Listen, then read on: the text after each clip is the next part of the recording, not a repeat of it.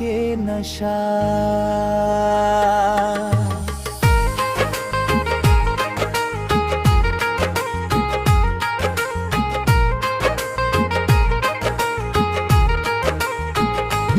तोर प्यार के नशा, तोर प्यार के नशा चढ़ गे मोर जिया मा। रात दिन तोर सुरता बस गे मोर हिया मा। तोर आँखी पे जादू कर दे मोला दीवाना। तोर संग जिए बर मोर दिल खोजे बहाना।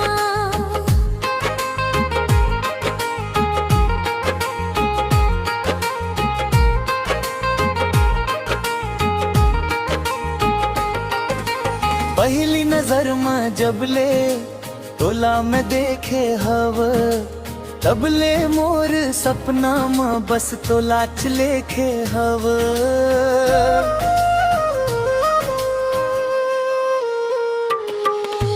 तोर मीठ मीठ बात कान गूंजत रहे।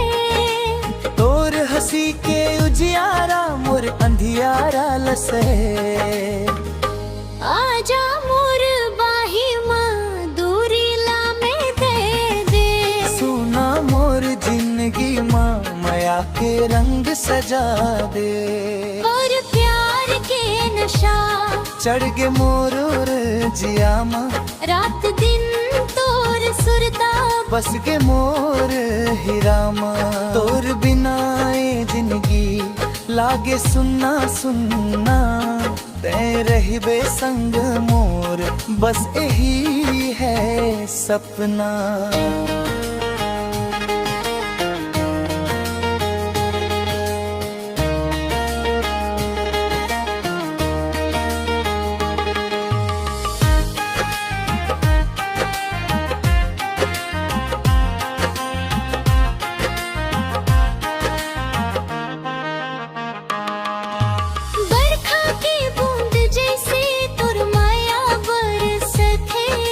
सुख गे मोर मन मा हरियर सगमा हर सथे।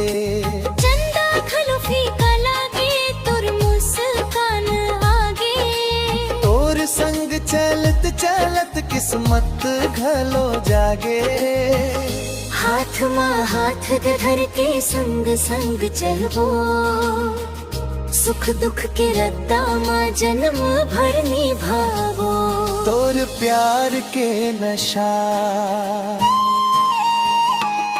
चढ़ गे मोरे जिया मा। मोर नाव लिखे हावल मोर हर एक दुआ मा। जिंदगी के हर मोड़ में तोर संग मुस्काबो। तै रहबे मोर बने मया गीत गाबो।